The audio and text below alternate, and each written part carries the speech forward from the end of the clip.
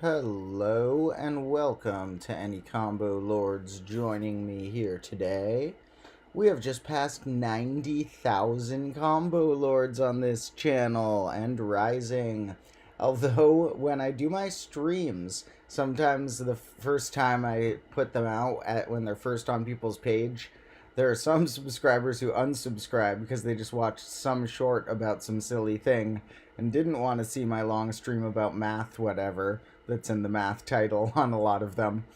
And so once in a while it drops down a bit. So there's a small chance we'll drop down below 90,000 and then back up during the stream. But let's hope we stick above the boundary. In any case, we will talk about 90,000 and some numbers we're going to pass in the 90,000 range that are quite interesting. We also will take a little field trip a little later to the combo classroom. And in and around that, I will be answering any questions that viewers have. I'll start off with a few questions that I got from the Discord. And to everyone who wasn't aware, we do a lot of fun chatting on the Combo Class Discord. And I'm going to start with a few questions that were asked to me by people on there. And those questions, first of all, were: why is there so much fire in the episodes? Well, for one, I think it's kind of fun to play with and it does attract attention to the math. So part of it is that since it's so visually attractive and it's something that cavemen used to watch like their TV, and it paints its own pictures, I find it beautiful. I think it's like kind of beautiful to see in the thing, and it just draws attention to it in a way that I think maybe math needs. Brings a sort of punk or chaotic edge to math that you don't normally see, which I think a contrast can be good and draw people's attention to trick them into liking about numbers and wild things. And I also think that sometimes fire can be symbolic of a lot of interesting things. It shows up in my books and my dreams and things like that. And one thing it's symbolic of, among many things that I'll cover in some more philosophical episodes, including the finale of Grade -1 that's coming before long. One thing that fire represents is the burning of things, or the having to destroy old traditions to have room for new, better things to grow. Like, think of how the fire might relate to my desire to destroy the base 10 system or to change the alphabet or to something like that. And there are other things it symbolizes we may go into in the future. The other question that was posed was, what do my neighbors think of all my chaos? Now, I've befriended several of my neighbors, so some of them I already knew, and when they found out about the channel, they were like, alright, oh cool, and they didn't mind. Other neighbors, one of them popped his head over the fence to say hi, and I made an alliance, which is good. You want alliances with your neighbors. And so far, so good on befriending the neighbors and not having any complaints. Although it is true that once in a while there's like smoke coming out from a campfire or something, and that there are often bubbles flying out, a lot of loud ranting about math and things like that. Now, looking at the number 90,000, although anyone can feel free to leave any questions in the chat, which I will pull up now, so I will have access to that. And someone says maybe they'll put some links to some examples on Desmos, and that's good because we actually will be looking at some Desmos graphs in a little bit. Some of these graphs will be fun to observe, and I found some that I've already pasted in my Desmos browser here that we'll be able to check out at some point in today's stream. First, let me change where my face is a bit so we can look at the number 90,000. Now, 90,000 might not sound that good compared to 100,000. And it's true that in our base, 100,000 is going to be a lot more fun to get to. Getting that extra digit just looks a lot cooler, catches the eye, comes with certain things, and 100,000's far cooler than 90,000 in terms of what it looks like and gets you in our base. However, what do the numbers 90,000 and 100,000 really have going for them? Well, 90,000 is 2 to the 4th power times 3 to the 2nd power times 5 to the 4th power. 100,000 is kind of similar because the 10,000 part's the same, except it has an extra 2, an extra 5, and none of the 3s. But check it out, you already got 2s and 5s. You can already divide by 2s, 4s, 8s, to 5s, 25s, 50s, 100s. You can divide by all that stuff already.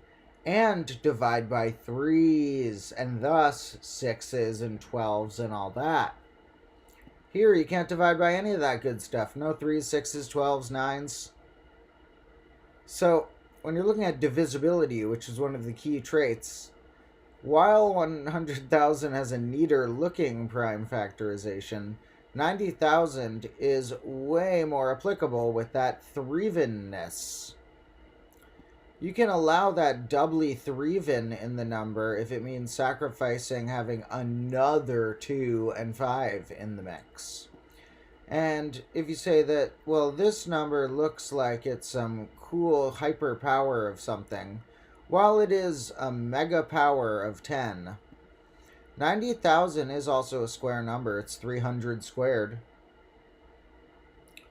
And it says it happens to also be the sum of the cubes of the first 24 positive integers. And you know what that actually tells me? That 300 must be a triangular number. That might sound like a really random connection, but usually you hear it vice versa. The square of a triangular number will be the sum of the cubes of the first amount of numbers. But in this case, it looks like it gave me the backwards clue. And let me see if that's true. Is 300 the 24th triangular number? Yeah, look. Bam. So, that's wild. Since 300 is a triangular number, 90,000 is the square of a triangular number, which gives it the superpower of being the sum of the cubes of the first 24 positive integers. 100,000, nothing that cool about it, apart from being a mega power of 10. And here are the 100,000 numbers. They had to go straight to telling you about 100,003, because they had nothing interesting to say about 100,000 mathematically. They had practically more to say about 100,003 than about 100,000. 90,000, though, now that's a mildly interesting number. And then we have some other really interesting numbers in this range, such as one here they say is the only 5-digit automorphic number, which we can see that superpower in action right here. That number squared is something with it at the end. When you square it, it sticks itself at the end. And the number 5 does that on its own. If you square 5, 5 sticks at the end. In fact, if you square 25, it sticks at the end too. So does this whole chunk. It's automorphic in our base. Then there's a cube number, and fine number is this other type of sequence. This is saying this is 6 to the 6th power plus 6 to the 6th power. And a 3 smooth number means that its only prime factors are 2s and 3s. So it's very 6-like in terms of both its multiplicative structure and this weird addition fact. Then you get a palindromic square. 307 squared is this palindrome. Same backwards and forwards. I made an episode about palindromic numbers because they're fun. Then you get another one of these, something a to the b power plus b to the a power is what those fellas are. Then you get one of these things, which is very confusingly named. Like some things that are named after mathematicians, you got to be careful when you hear something number or something theorem. Capricorn number is very different than this thing called Capricorn's constant that a lot of people know about, that I will make a video about, but there's also misconceptions about that. People are always like, talk about Capricorn's constant, but it should be plural because it's more like this thing that works on certain fixed points and loops for multiple numbers. There's just one that's the most popular. But then a Capricorn number is a whole different story. When we square this and split it in half and add the parts, we get it. Then we get this thing. It's a type of number where a squared plus b squared plus c squared equals, what is it? A times b, 3 times a times b times c. So, just something that happens to fulfill that Diophantine equation. Then you get this cube. It's funny that they mention the cubes, but not the squares, because there's too many squares in the mix, but the cubes are just rare enough. You get another 3 smooth number. Those are, like I said, ones whose only prime factors are 2s and 3s. Really, you could define it as numbers whose prime factors are 3 or smaller, and then it works like for larger numbers too. Like a 5 smooth number would only have prime factors 2, 3, or 5. You can also have rough numbers that are the other way, based on they have at least that many. Here, this actually is very funny that this shows up here. We're going to come back to this in a moment. Then we have the largest 5-digit prime number, and then a rep digit that also has that property that when you square it and add the parts, you get it. Okay, it's funny that this is on the list because this, I did make a short about this fact a while ago, but it also shows up in something I filmed today. I literally am filming this episode with my camera guy, my main camera person, Carlo, about what are known as pandigital numbers, numbers that use all the digits at least once. And there are some types that it can be restricted versions where they only use it a maximum of once. And this shows up on in the episode, and I have this written on a whiteboard. So actually, we have a fun little challenge later, which is when we go out to the combo classroom in a little later, we will look out for this is written on a whiteboard, this number. So we'll be on the lookout for that. All right. So now that we have verified that 90,000 is better than 10,000, let me also note something else I have here. This tab is this science creator or animator who does facts about scientific things, and he hired me to jump on the beginning of this one making zombie noises and being like, brains. So I have a strange form of cameo that's pretty fun at the beginning of this episode, where I make zombie noises very briefly, and it's also just a cool thing to watch, so you guys should check that out later at some point after the stream. So, that was fun. Shout out to this guy. And we can close the 100,000 tab because we're not going to need to talk too much about 100,000. And we do have some other tabs that I thought would be fun to look at, one of which was looking at degenerate triangles I mentioned in one of my shorts, and they have an article not about degenerate triangles, they just have a little sector about that, but they have an article about degeneracy, mathematics.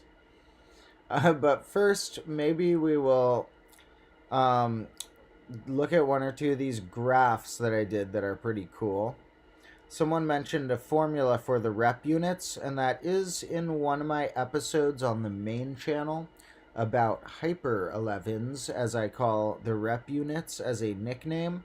And I did do an episode about those where that formula comes in, and you can in fact generalize it when you're saying numbers that would have only ones in a certain base by using a slightly trickier version of the formula.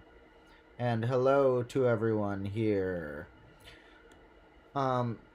So someone's mentioning some links to a calculator function. I can't plug in those links on here. I have the chat on my phone. I'll have to try them later, and then maybe I'll have them show up in a stream. But for now, I do have some Desmos ones to show here.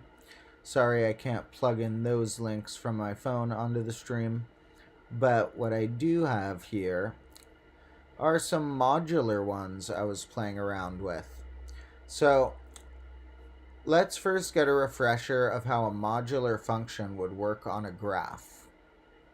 Well, let's say y equals x in mod 1. What would that mean normally? If we're just talking about whole numbers, everything is congruent to 0 in mod 1 because they don't have a remainder after division by 1. And so that wouldn't make sense for whole numbers, but if we're on a graph, it kind of means the fractional component, the bit after the decimal. So if we do that, that's what we see. Here's how much like more than the decimal each x coordinate has. Like here, 1 has nothing more than the decimal. 1.5 has half more than the decimal, just like 2.5 does. So what if we go a little weirder though, and I say something like, what's y in mod 1, or what are the coordinates where y in mod 1 equals the x coordinate in mod y? Sounds relatively simple, but check this out. What's going on here? It's this crazy set of weird staircases. Now, we can get even a little weirder if we decide to bring in the sine functions or tan functions and our trig friends like that. So I'm going to have to kill the ones we've used so that we have room for you to see, because my face is blocking the bottom. And up here is our slider for that n, so we can adjust it if we want. Here we have mod of sine of y n in mod n is less than or equal to tan of x in mod n. N is 1 right now. And let's adjust it. Some parts don't change, other parts do change. Constants and craziness that eventually hits them and glitches the constants. It's like those are these little shores and the river's growing, and at some point the river takes over. Now what's going on here is that if you zoom in, it kind of looks more understandable and the computer can try and see what's going on somewhat. Okay, maybe not on this graph. Some of the, okay, here, yeah, we just have to be over here. So if you go to the right spot, I don't know. Yeah, now I'm at the origin. So if we're at the right scale, then it works. But it's like growing at these scales as it's changing. Some parts of it. Trippy. Now what about this one? Looks like x's, right? And in fact, if I just was at 1, we had our x's. So this time though, we can change the x's. If I go upward, it does nothing. it keeps the x's for any larger value of the n. But if I go downward, they start to form these glitchy extra bits. Whoa. Alright, now let's zoom in on one of them and see what's really going on. And we're going to change this range so that we're just between 0 and 1, and we get to look smaller. Okay. So, going downward, they start to get these weird things forming on them. And the things start to bend. And as you're here, it looks like there's just one thing on each side. And then as we pass this point, I think point 5, we get another one coming. And then another, and then they keep coming inward.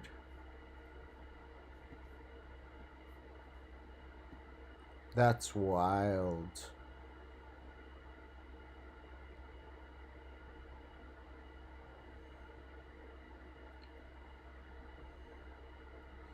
Alright, and then at 0, it's gone. Some of these are interesting because it's like once it hits the maximum, instead of the maximum being it blocked out, the maximum is nothing. Like how infinity has aspects similar to 0. You get to everything, you're nothing. But then, the good news is, if you get to nothing, you're everything. Alright, that's pretty cool. And what about this one? Now, if we change this, these things start to grow and shift. And I might need to change my scale back. We're going to go back to -10 to 10. And we're going to zoom out. These things spike upward and downward in a strange way. And we can put them back. Now.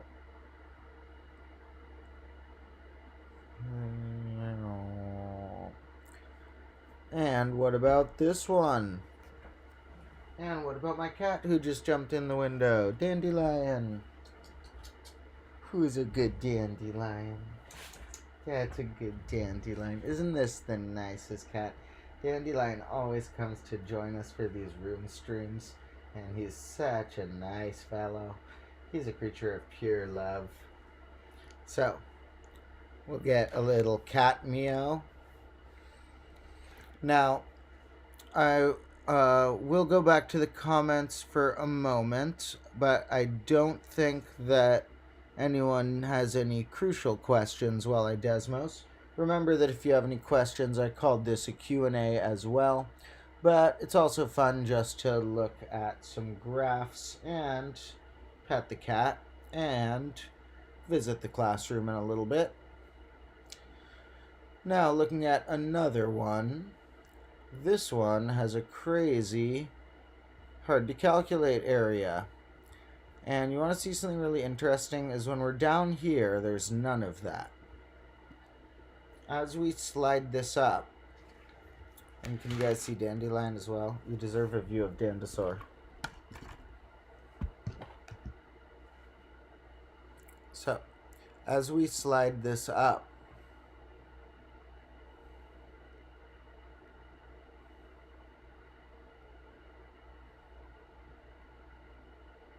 it paints it, sort of. Do you see how it's like painting that crazy picture? And the crazy picture, if you zoom in, is more just like these lines. But they get like painted as you go. It's getting painted.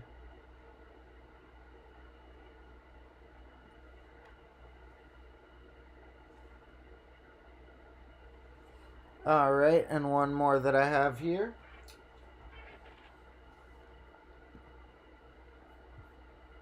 This one looks sort of like, whoa, ocean waves with an infinity-like thing in the middle. And sometimes infinity is the standard persistent thing. And in this case, it's like that because as we change the background, the infinity doesn't move, but everything else ripples around. And at some point, the infinity turns to eyes and then glitches out. So, yeah, that happens this time. That doesn't always happen with the infinity, but sometimes the infinity is powerful enough to override the waves. Then the infinity turns to eyes, and then the infinity glitches out. All right. And thank you all for the congratulations. It is super awesome that we have gotten this many combo lords. Really magnificent with this amount of time. I always had big dreams and hopes for my potential on YouTube channels, but I didn't realize it would come quite so quick on this journey. And there's a chance we'll even hit 100,000 in grade -1. But the fact that it'll either be grade -1 or not long into grade -2 is just marvelous. That is so awesome. So thank you all. Love you all so much. And somebody is mentioning a formula for the Hyper 11s. And yes, you could also get a generalized one, like I mentioned, for any base is interesting. And what I want people to try looking into is, what do Hyper 11s do in the strange bases I talked about? So let me know if you find any interesting traits of patterns that the Hyper 11 numbers have in something stranger, like base -6 or something. Base 2i.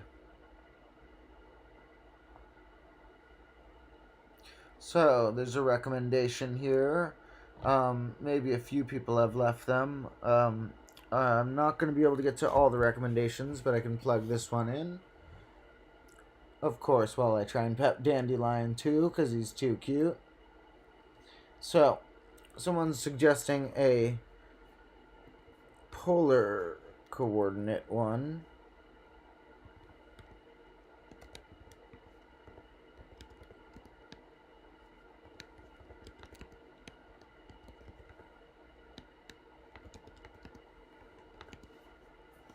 Ooh, yeah, this one looks cool. It looks like an interesting bug. A bug sitting on its web. It's like a spider. Yeah, look, it's a spider on its web. That's so cool. Got a little bug on that web. Dandelion would try and catch that spider, but I don't know if he could. He's too clumsy. All he knows how to do is get love, and he's really good at that. He has some crazy techniques to get love. He'll, like, run in front of you and flop out with his belly wide open and all his limbs in the air. And then if that technique doesn't work, he'll stretch really long.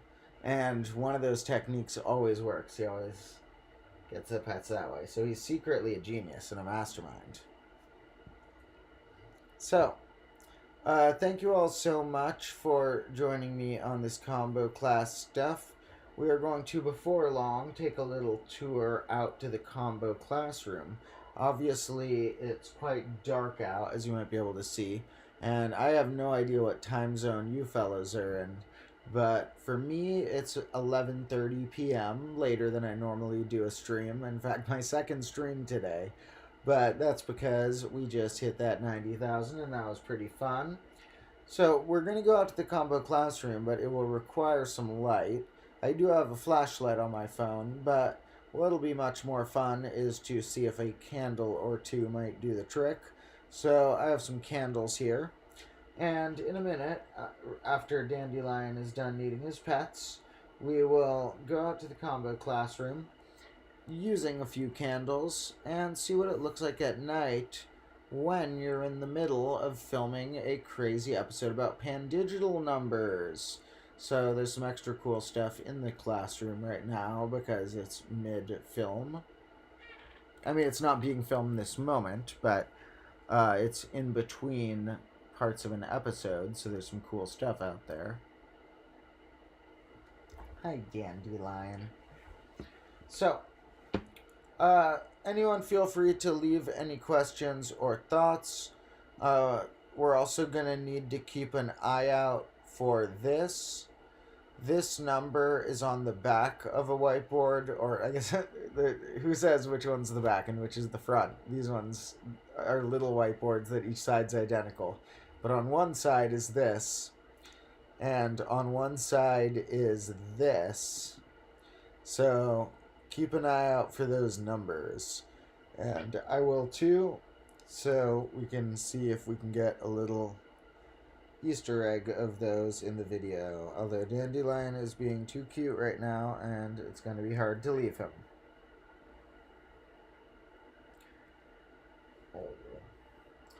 I also might bring a piece of fruit out to the combo classroom because I got some fruit the other day, and that's always a nice celebratory thing for me because it's always good to have a nice rare fruit. Don't have a super rare one today, but still nice. And, oh, Dandelion, he's being way too cute, guys. I can't go out to the combo classroom yet. Do you see him?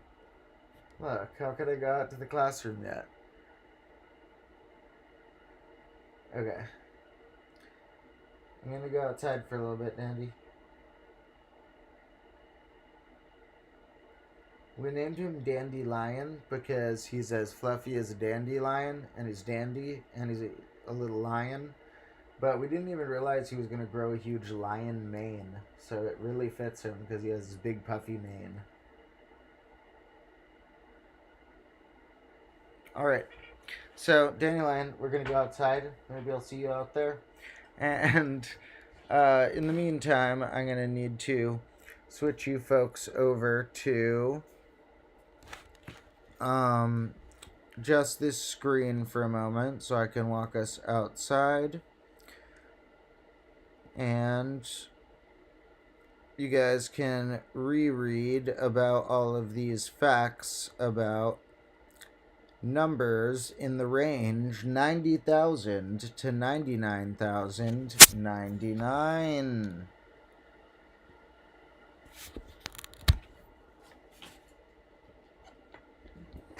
Alright, so we are going to head outside. Let me know your favorite of these facts. Some of them will come up in future episodes, but mostly that one that I have highlighted will come up in the next episode.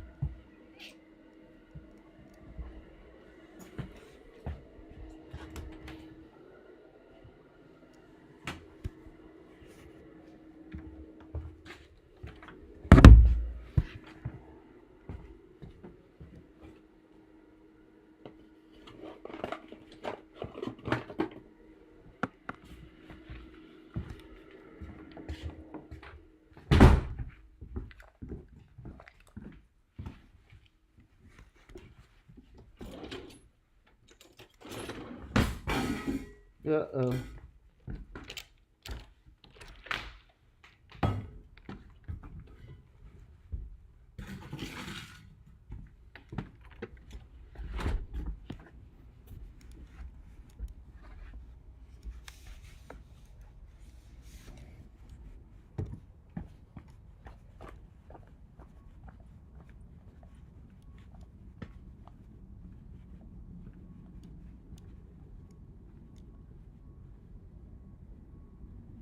Okay, it's so dark out here.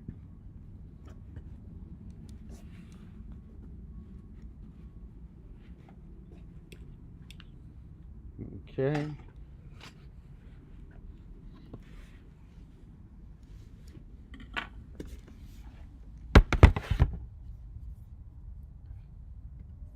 And now we switch this for a moment.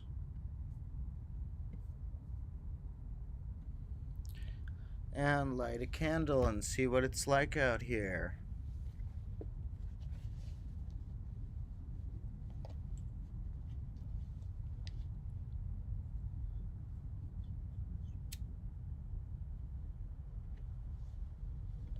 Uh-oh.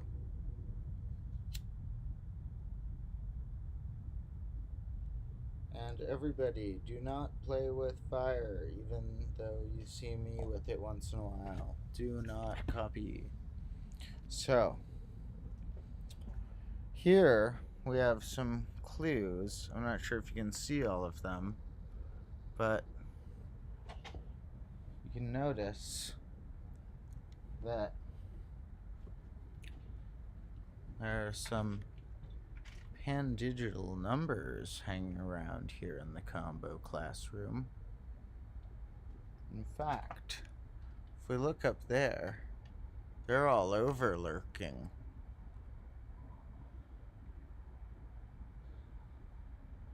Someone tried to come here at night and didn't know me, they would probably be freaked out, like, what's going on back here?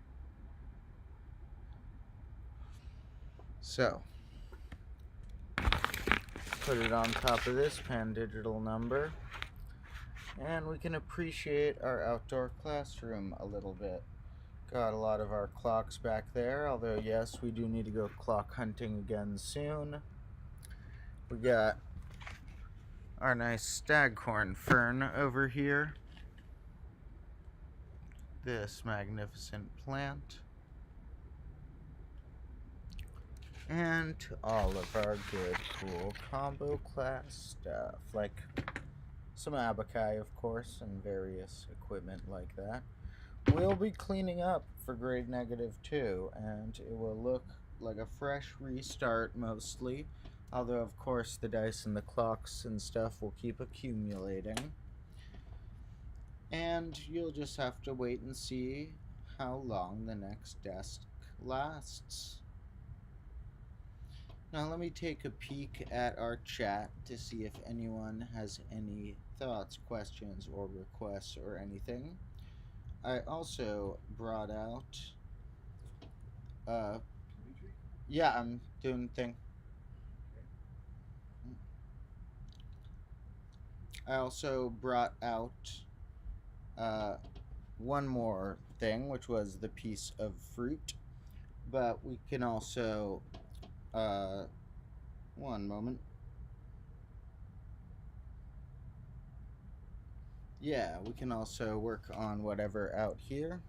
So let me try and find the candle holder to get these fixed into.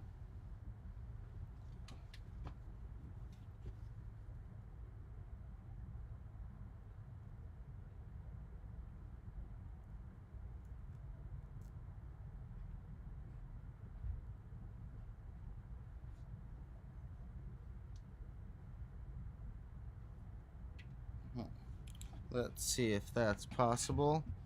I can't hold the candles forever. They're going to start dripping more and more.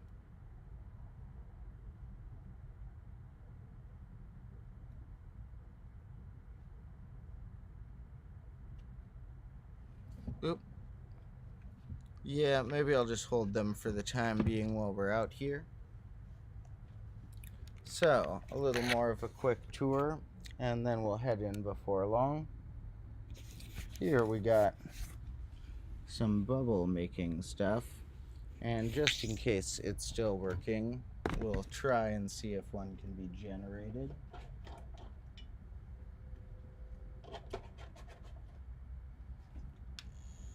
Ooh.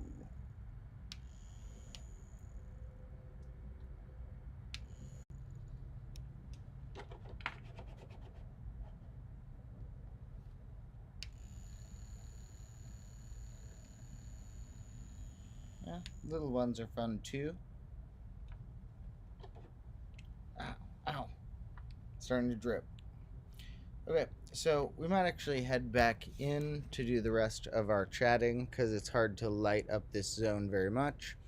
But wanted to show you a little peek of some of the strange stuff that will be coming in the next main channel episode. Alright. And now it's time to switch this thing back as well and scrape the wax that's got on my computer off, and to shrink this and switch this. We're gonna transport back inside for a moment.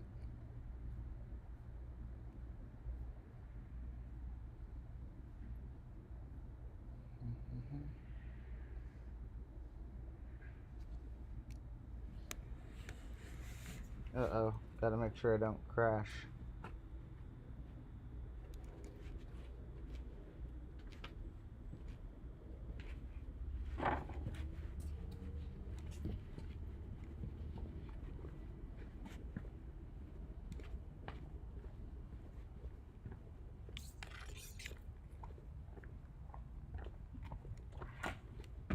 Whoa,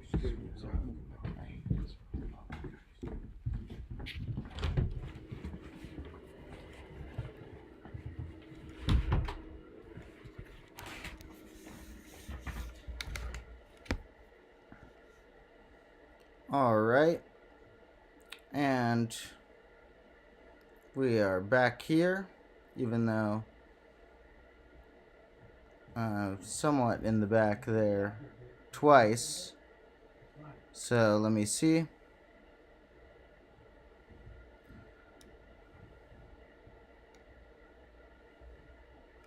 There we go, and there's good old Dandelion. So now gonna scrape the wax off the computer because that happens. Gotta be careful with that. And see if anyone has any thoughts or questions in the chat, while we also just think about celebration of us passing this nice milestone and it being close to the end of a random January, and hoping that we get a nice February, which will have exactly 8 factorial minutes in it. So, we'll also, let's see.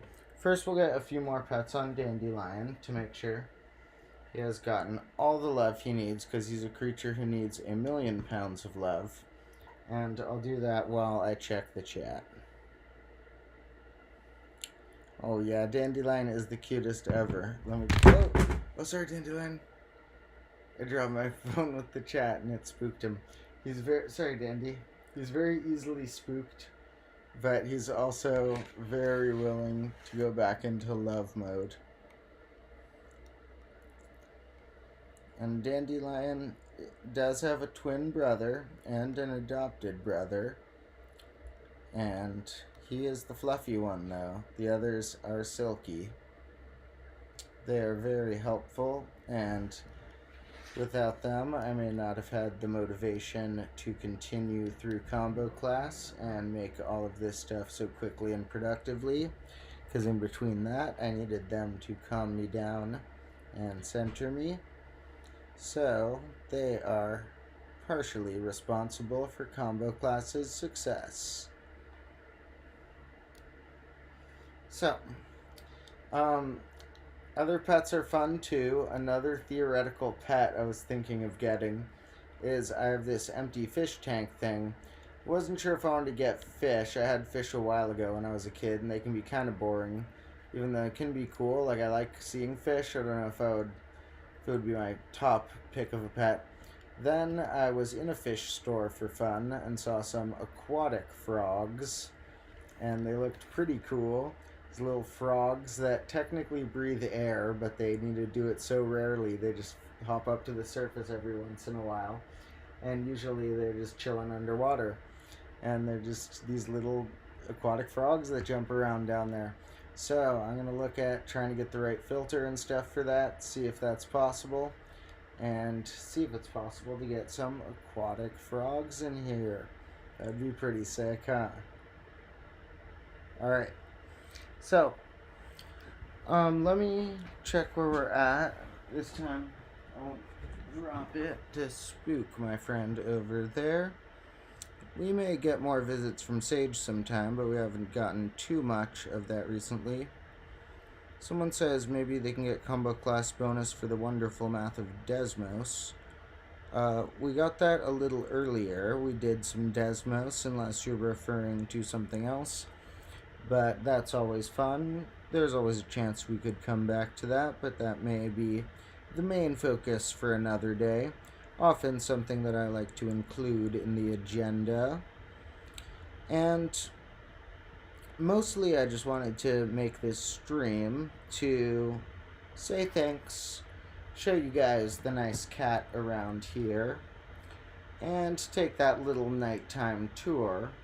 So I'm probably going to log off before too long. If anyone has any special thoughts or questions, feel free to leave them. But mostly, we're just having a chill, very late stream because I don't know how many of my viewers are awake right now or um, what time zone everybody is in, because it seems that a lot of people watch my videos at radically different hours than me and are often tuning in from a time zone completely different than me, which is pretty interesting and cool. But it makes it hard to predict who will be around when. So, for all I know, more people are around when it's the middle of the night for me, but very hard to predict. In any case, I will try and have a somewhat more fixed streaming schedule going forward in the future. You can always look forward to there being something or another pretty much every day on here, at least for the time being, because I have super fun making all the shorts and streams and stuff. And the next channel, main channel episode about those pandigital numbers will probably be coming in a little under a week, and it'll be super cool and interesting.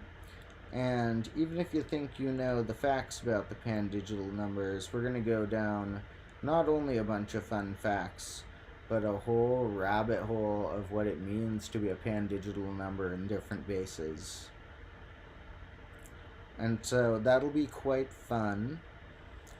And I think I am going to log off pretty soon, eat some of my celebratory fruit. You guys don't really need to see me eat fruit unless it's a really rare fruit. Whenever it's a really rare fruit, don't worry, I'll share it with you. And we can all revel in the glory that we are building up this nice community so quick. And you guys can join me on Discord or the subreddit for more chatting. And you can also join me on the Patreon for more various random types of things. And the next month on the Patreon, for example, in addition to some bonus content, I'll put out all of the rough cuts of the beats that are in the background of combo class music. And at some point before too long, hopefully I'll get them a little more properly mixed and put them out for all of you folks. In any case, I love you all so much. You are super cool. I am getting a little tired because it's my second stream today and because it's about to hit midnight. So I think I'll log off before it actually hits midnight. But appreciate you all so much. Like I said, you can catch me in those different places. And to whoever asked what common fruit I'm eating, it's going to be a mango, and possibly this thing that's a slightly less common fruit. It's a melon that looks pretty like a regular, like honeydew or cantaloupe-like thing, but it was a different one. It was called a Gallia melon at the store. I don't know if that's just the brand or if that's a type of melon. Let's see. Yeah, a Gallia melon. So actually this is mildly rarer, but it's not like super rare. Let's see. It's one sec.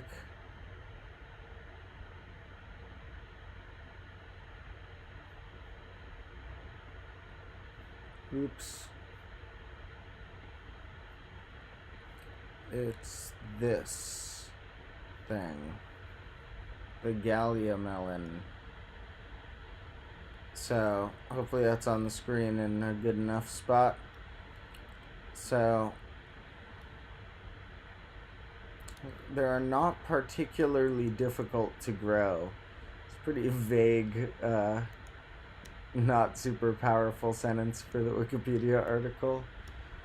They need more facts about Gallia melons on here. Well, I'm not sure if I'll bust into that one tonight or not, but I did get one of those. And I will at least eat the mango, which are really good. And fruit in general is really great. I think it's quite a treat, and that I will someday go on some rare quests for all of the types of fruit that I haven't tried yet. I want to try as many fruits as possible, even the ones that it requires a rare quest to get to. So, yeah, I'll let you know if the Gallia melon, if I have some of it and it's good, then I will save some of it and give you guys a review of it next time we chat. So, thank you all so much. Interesting to see all of your time zones as well. And, yeah, very nice that everyone is mostly just stopping by to hang and say congratulations. I am logging off now, and Dandelion will, of course, send his love as well.